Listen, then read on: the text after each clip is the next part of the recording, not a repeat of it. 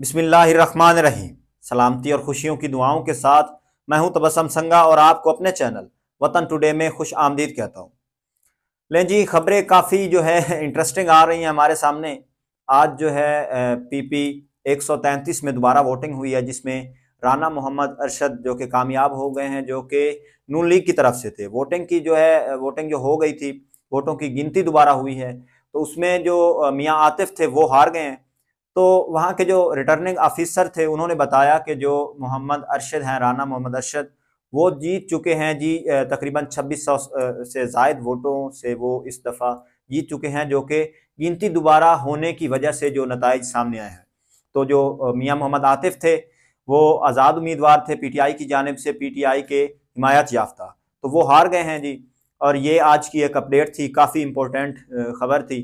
तो उसके बाद जी आपको बताएं कि जो अगर 2 दिन पहले समाअत हुई, समाअत तो आपको पता ही खैर जजेस के हवाले से थी। 7 रुकनी बेंच ने समाअत की और जो है उसमें ऐसे लग रहा था कि अटार्नी जनरल और जो काजी ईसा फैज की जो गुफ्तगू थी वो बहुत ही दिलचस्प थी, और यूं लग रहा था कि वो बड़े खुशगवार माहौल में बैठे हैं और एक दूसरे से ऐसे बातें कर रहे थे कि लग रहा था कि पाकिस्तान का जो अदलिया का निज़ाम है वो बहुत ही अच्छा है, और पाकिस्तान एक आइडियल कंट्री है, और पाकिस्तान एक बड़ा ही डेमोक्रेटिक कंट्री है, और बड़े ही उसमें जो है अच्छे हमें नज़ारे देखने को मिले। जो 2 दिन पहले समाअत हुई, 7 रुकनी बेंच ने जो समाअत की, तो उसमें जब काजी ईसा फैज से कहा गया कि जो मामलात हुए हैं जजेस के खतूत के बारे में, तो उन्होंने कहा मुझे इसके बारे में कोई इल्म नहीं, मुझे इसके बारे में कुछ पता नहीं। और उन्होंने इस सारे मामले से नाआशना होने का जो है दावा किया, नाआशना होने का दावा किया उन्होंने कि मुझे इसके बारे में कुछ नहीं पता।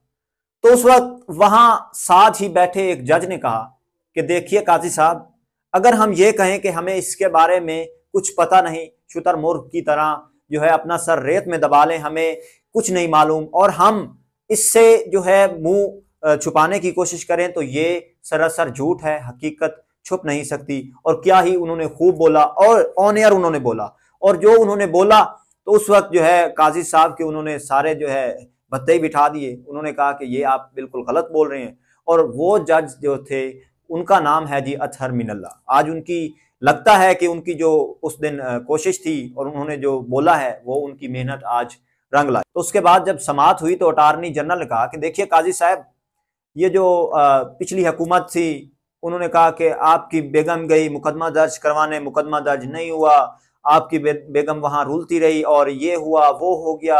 और आपको पता है वो हुकूमत कितनी खराब थी। वो किस हुकूमत का नाम ले रहे थे?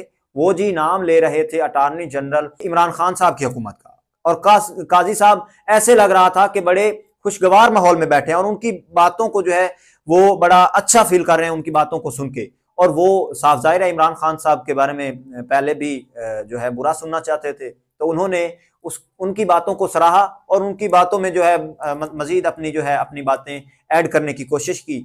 उनकी बातों के सराहने के बाद जी अटार्नी जनरल ने कहा कि देखिए काजी साहब, अब जो हुकूमत आई है, शहबाज शरीफ साहब की हुकूमत है, हुकूमत कितनी अच्छी है, अदलिया का निज़ाम कितना अच्छा है आपके सामने है, और देखिए हुकूमत कितनी स्मूथ चल रही है और हर चीज़ कंट्रोल में है। तो ये कहा उसके बाद अटार्नी जनरल ने। तो फिर बारी आई जी जस्टिस मंसूर अली शाह की, जस्टिस मंदोखेल की, और जस्टिस जो थे अतहर मिनल्ला, उनकी बारी आई। उन्होंने कहा कि देखिए अटार्नी जनरल साहब, हम मुकदमे का जो नाम नहीं लेंगे और हम उस केस का जो है नाम बिल्कुल ही नहीं लेना चाहेंगे।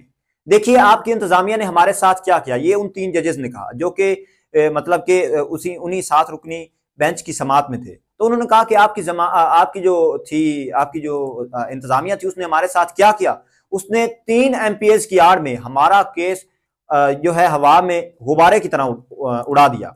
ये कहा जी उन 3 जजेस ने, जस्टिस मंदोखेल ने, जस्टिस मंसूर अली शाह ने, और जो थे जस्टिस अतहर मिनल्ला, उन्होंने ये कहा कि आपकी इंतजामिया ने तो हमारा केस गुब्बारे की तरह हवा में उड़ा दिया। ये जो जजेस नाम ले रहे थे जिस वाक़े का, क्या आपको पता है ये कौन सा वाक़या है? ये वाक़या है जी 9 मई का, जब एक रावलपिंडी में एक इमारत के ऊपर जो है वाक़या पेश आया, तो उसके ऊपर जो सारे हालात वाक़यात पेश आए, तो उस वाक़े का नाम ले रहे थे ये जजेस साहिबान। तो उसके मुतल्लिक जितने भी सवालात थे वो सुप्रीम कोर्ट ने खुद उठाए, जो कि उस वक्त हुए। मतलब वाक़या हुआ है, दूसरे दिन ही एविडेंस भी इकट्ठे हो गए हैं और सीसीटीवी कैमरास की जो फुटेज हैं वो भी मिल गई हैं। ये वो सारा कुछ कर करा के सुप्रीम कोर्ट ने वो जी मुकदमात भी बना लिया। ये एक सवाल है यहाँ पे कि सुप्रीम कोर्ट ने कैसे बना लिए, और एक ही दिन में, एक दिन वाकया हो रहा है और दूसरे दिन ही पकड़ा जा रहा है मुल्जमान को। ये सारा वाकयात उन्होंने जजेस को, उन जजेस ने बताया उस समात में कि ये सारा कुछ जो हुआ है वहां एक ही दिन में, फुटेज भी मिल गए। आपको पहचान कैसे हो गई है उन बंदों की, जिन बंदों को आपने उस केस में जो है गिरफ्तार कर लिया है, जिन सवालात का कोई जवाब नहीं था उस वक्त सुप्रीम कोर्ट के पास। इस समात में यह तासुब देने की कोशिश की गई कि देखिए इमरान खान साहब ने ये जो 9 मई वाला मुकदमा है, ये इमरान खान साहब ने एक साजिश की है, और जमान पार्क वाला सामना जो है वो वाकया सामने आया, उन्होंने ये कहा, और एक हेड कांस्टेबल का उन्होंने हवाला देने की कोशिश की। तो उस वक्त जो जस्टिस मंदोखेल साहब थे उन्होंने कहा कि भाई खुदा का वास्ता है, एक हेड कांस्टेबल के बयान पर हम अपने जो है साबिक वजीर आज़म को जेल में डाल दें, यार हम किधर जा रहे हैं। ये उस वक्त कहा जी जस्टिस मंदोखेल ने, क्या ही उन्होंने अच्छा जुमला बोला कि एक हेड कांस्टेबल की जो है उसके बयान पर हम अपने जो है साबिक वजीर आज़म को जेल में डाल रहे हैं। हम किस तरफ जा रहे हैं, हमारा मुल्क किस तरफ जा रहा है? क्या ये जमहूरी निज़ाम है कि एक ही बयान पर हम सारा कुछ कर रहे हैं, हम मुकदमात भी बना रहे हैं, इल्जामात भी डाल रहे हैं और लोगों पर और लोगों को जेल में डाल रहे हैं। इवन सुप्रीम कोर्ट ने जमानत की मंजूरी दी है, लेकिन आपकी इंतजामिया ने हमारे केस को हवा में उड़ा दिया है गुब्बारे की तरह।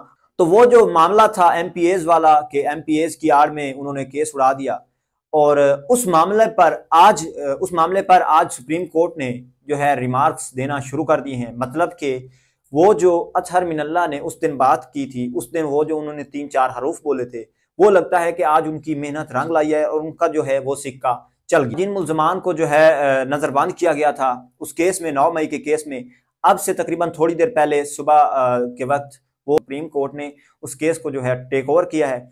और ये जो नजरबंदी है कि हमारे मुल्जमान को गिरफ्तार किया गया बगैर किसी एविडेंस के, बगैर किसी ठोस सबूत के, ये जी चैलेंज किया है सिमाबिया ताहिर ने, जो कि शुमाली पंजाब की तरफ से जो है तहरीक इंसाफ की सदर हैं। तो उन्होंने इसको चैलेंज किया है, तो साफ जाहिर है इसमें पंजाब हुकूमत को पीछे हटना पड़ा, और पंजाब हुकूमत इस मामले में पीछे हट भी गई। जाहिर है इसमें जो इमरान खान साहब हैं उनको तो ईद से पहले एक बहुत ही बड़ा और अनोखा और दिलचस्प तोहफा मिलेगा कि वो जो है जमानतें वो मंजूर होंगी और जो कारकुनान बाहर आएंगे। इसमें एक पॉइंट ये है कि खान साहब, उनके साथ जो भी शरीक हैं इस मुकदमे में, उन सब की जमानतें मंजूर होगी, यानी कि उनकी इस मुकदमे में सजाएं मंजूर होगी।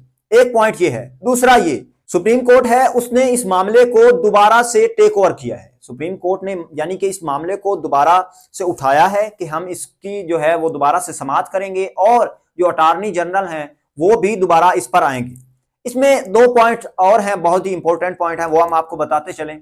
इसमें सुप्रीम कोर्ट ने कहा है कि देखिए जी, जो जिन मुल्जमान को मतलब गिरफ्तार किया गया है इस केस में, 9 मई वाले केस में, 9 मई वाले मुकदमे में, मुल्जमान के ऊपर जितने भी मुकदमात थे, जितने भी इल्जामात थे, वो सारे उन्होंने कहा है अमूमी नौइयत के हैं। ये सुप्रीम कोर्ट ने कहा है कि वो जितने भी इल्जामात हैं उन मुल्जमान के ऊपर वो सारे अमूमी नौइयत के हैं। उसके बाद ही उन्होंने कहा है कि जिन मुल्जमान को जेल में डाला गया है और अभी तक जेल में है, और जो भी इस वक्त वो जितनी भी उन्होंने सजाएं काटी हैं, उनको उनके लिए जो शवाहिद दिए गए हैं, यानी कि उस केस में डालने के लिए उनको जो शवाहिद दिए गए हैं, यानी कि जो सीसीटीवी फुटेज वगैरह और सारा कुछ जो सबूत थे, यानी कि जो इमरान खान साहब के लिए एक हेड कांस्टेबल ने बयान दिया, तो सुप्रीम कोर्ट ने ये रद्द अमल इख्तियार किया है कि जितने भी शवाहिद दिए गए हैं, ये उन बंदों को, उन मुल्जमान को जेल में डालने के लिए काफ़ी नहीं है। तो ये काफ़ी अच्छी न्यूज़ है, काफ़ी गुड न्यूज़ है हमारे जो है PTI के कारकुनान के लिए। देखिए सुप्रीम कोर्ट आगे क्या करता है ये तो आगे की बात है, लेकिन जहां तक हमें लगता है सुप्रीम कोर्ट जो है, अगर वो उसने केस को दोबारा टेक ओवर किया है तो दोबारा सुनेंगे भी। आज तक की यही अपडेट्स थी। दुआओं में अपना ढेर सारा ख्याल रखिएगा, और हमारे चैनल को सब्सक्राइब कीजिए, लाइक कीजिए, शेयर कीजिए, और बेल के आइकन को प्रेस करना ना भूलिए। शुक्रिया।